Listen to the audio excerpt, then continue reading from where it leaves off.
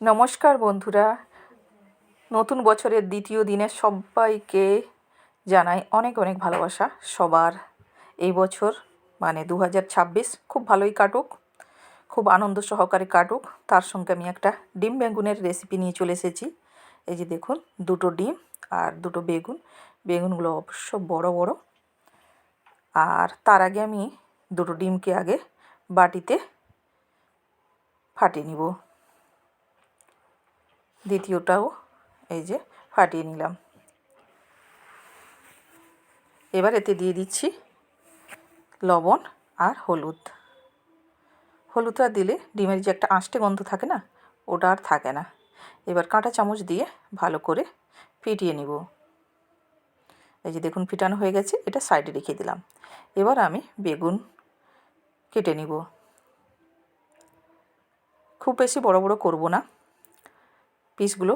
এই যে দেখুন, আমি কালো বেগুন নিয়েছি, আপনারা চাইলে যে কোনো বেগুন নিতে পারেন। আর কালো বেগুনটা খুব নরম, এটা ব্যবহার করলে খুব ভালো হয়। আমি এইভাবে এই যে কেটে ছোটো ছোটো করে নিচ্ছি। পিসগুলো যে যার মতো সাইজ করে কেটে নেবেন, তবে খুব বড় না রাখলেই ভালো, ছোটো ছোটো করে দিলে খুব ভালো লাগে। এইভাবে পুরো বেগুনটা কেটে নিয়েছি এবং ধুয়ে জল ঝরিয়ে নিয়েছি। তাতে এবার লবণ হলুদ দিয়ে মাখিয়ে নেব। এই যে উপর নিচ করে আমি বেগুনগুলোকে মাখিয়ে নিলাম। এবার এটা রেখে দিব 5 মিনিট মতো। এদিকে আমি একটা কড়াই গরম করে নিয়েছি, তাতে তেল দিয়ে দিয়েছি, সরষের তেল। 5 মিনিট পরে আমি বেগুনগুলোকে দেখুন ভেজে নিচ্ছি। আর দেখুন বন্ধুরা, বেগুনে কতটা পরিমাণ জল বেরিয়েছে। এই যে দেখুন বন্ধুরা, অনেকটাই জল বেরিয়েছে। এবার বেগুনগুলোকে আমি নাড়িয়ে নেব। আর এগুলো যেহেতু খুব নরম বেগুন, খুব বেশিক্ষণ লাগবে না ভাজতে। এবার একটা ঢাকা লাগিয়ে দিলাম। ঢাকা লাগিয়ে আমি 2 থেকে 3 মিনিট মতো ঢাকা লাগিয়েছি। এই যে দেখুন, বেগুন ভাজা হয়ে গেছে। বেশি ভাজবো না। এই অবস্থায় বেগুনগুলোকে একটা থালাইতে তুলে নিচ্ছি। দেখুন, আমার বেগুনগুলো সব তোলা হয়ে গেল।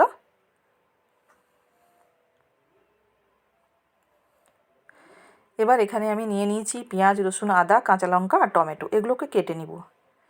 এই যে দেখুন, পেঁয়াজ রসুন আদা কাঁচা লঙ্কা টমেটো, তার সঙ্গে নিয়ে নিয়েছি পেঁয়াজ পাতা আর ধনে পাতা।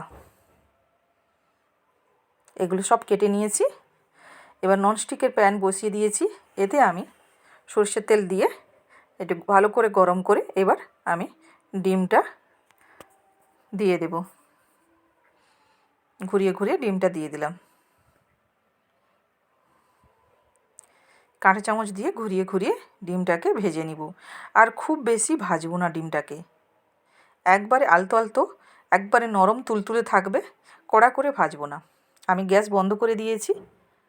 শুধু কাঁটা চামচটা দিয়ে করে ভালো করে নেড়ে দিচ্ছি। আর বড় খুন্তি দিয়ে পিসগুলোকে একটু ছোট্ট ছোট করে দিচ্ছি। খুব বেশিও ছোট না, ভুজিয়া নয়, জাস্ট তার মধ্যে। এই যে আমার ডিম রেডি। কড়াই বসিয়ে দিয়েছি, তাতে এবার সর্ষের তেল দিলাম। সর্ষের তেলটা খুব সামান্য পরিমাণ দেব, আর বেগুন মানেই জ্বলে যায়। আমি 2টো শুকনো লঙ্কা দুভাগ করে দিয়ে দিলাম, আর 1 চামচ জিরা ফোড়ন দিয়েছি। এবার এগুলো একটু ভাজা ভাজা হবে, আর খুন্তি দিয়ে একবার নাড়িয়ে নিচ্ছি। এই যে দেখুন, উপর নিচ করে নিলাম। এতে দিয়ে দিয়েছি আদা। আদার পরিমাণ আমি যদি 1 চামচ নিই, তাহলে রসুনের পরিমাণটা আমি এখানে 2 চামচ নিয়েছি। আর এখানে আমি 3টে পেঁয়াজ দিয়েছি। দিয়ে পেঁয়াজগুলো ভাজা ভাজা হবে, খুব বেশি ভাজবো না এখানে। দেখুন, পেঁয়াজগুলো লাল লাল হয়ে গেছে। এবার এতে দিয়ে দিব টমেটো। টমেটোটা দিয়ে এবার টমেটোটা একটু ভাজা ভাজা হবে। দেখুন, আবার নেড়ে দিচ্ছি। টমেটোটা নাড়তে নাড়তে গলে যাবে, তাই এই অবস্থা আমি দিয়ে দিচ্ছি এবার কাঁচা লঙ্কা। কাঁচা লঙ্কাটা একটু বেশি পরিমাণ দিয়েছি, আপনারা আপনাদের পছন্দ মতো দেবেন। তারপরে দিয়ে দিচ্ছি ধনে পাতা। ধনে পাতাটা এই অবস্থায় আমি অর্ধেকের বেশি ধনে পাতা দিয়েছি। বাটিটা আমার 1 বাটি ছিল। এবার নাড়িয়ে নিলাম। তারপরে আমি বেগুন তুলে দিচ্ছি, ভেজে রাখা বেগুনটা দিয়ে বেগুনটাকে এবার আমি উপর নিচ করে ভেজে নিব। বেগুনটা অলরেডি আমাদের অর্ধেকের বেশি সেদ্ধ হয়ে আছে, আর বেগুন তো নরম, মানে বেশি ভাজতে হবে না। এবার আমি দিয়ে দিলাম পেঁয়াজের পাতা, সেটা রেখেছিলাম 1 বাটি। আর পেঁয়াজ পাতা মানেই তো খুব নরম, পেঁয়াজ সাইডে তবু একটু শক্ত থাকে, একটু হতে টাইম লাগে, কিন্তু পেঁয়াজ পাতা হতে টাইম লাগে না। এরপরে দিয়ে দিচ্ছি খুব সামান্য পরিমাণ হলুদ, লঙ্কার গুঁড়ো, চাট মশলা 1 চামচ, ম্যাগি মশলা 1 চামচ। আমি চাট মশলাটা একটু বেশি রেখেছিলাম 1 চামচের, আর ম্যাগি মশলাটা। আর দিয়ে দিলাম বিট নুন, দিয়ে ভালো করে এবার নাড়িয়ে নেব। ভালো করে উপর নিচ করে নাড়িয়ে নেব। এবার আমি দিয়ে দিব ডিমের ভুজিয়া। আমি তুলে দিয়েছি বন্ধুরা। এবার ডিমের ভুজিয়াটা দিয়ে এবার আবার ভালো করে নেড়ে নেব, মিশিয়ে নিব ডিমগুলোকে।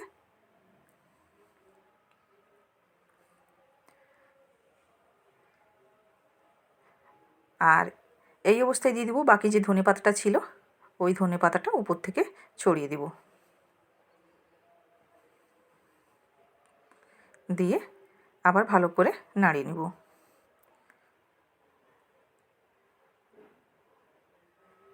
দেখুন বন্ধুরা কতটা সুন্দর হয়েছে, গরম ভাতের সঙ্গে একবারে জমে যাবে। আমি একটুক্ষণ 5 মিনিট মতো আমি সিমে করে বসিয়ে রেখেছিলাম, তেল ছেড়ে এসছে, দেখতেই পাচ্ছেন বন্ধুরা।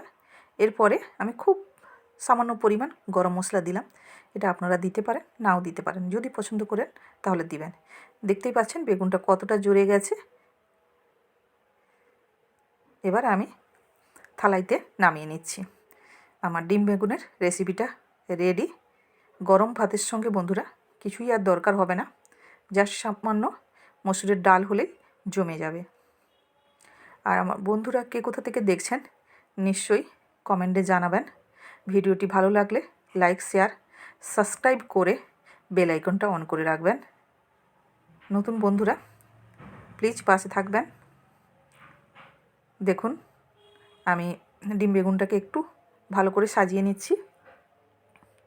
উপরে একটা শুকনো লঙ্কার এটা দিয়ে দিলাম, আর চারদিকে কাঁচা লঙ্কা কেটে পিস করে আমি এইভাবে সাজিয়ে দিয়েছি। কেমন হয়েছে সাজানোটা সেটাও জানাবেন, আর ডিম বেগুনের রেসিপিটা কেমন লাগলো সেটাও জানাবেন বন্ধুরা। ভালো থাকবেন, সুস্থ থাকবেন, শুভকামনা করি। টাটা।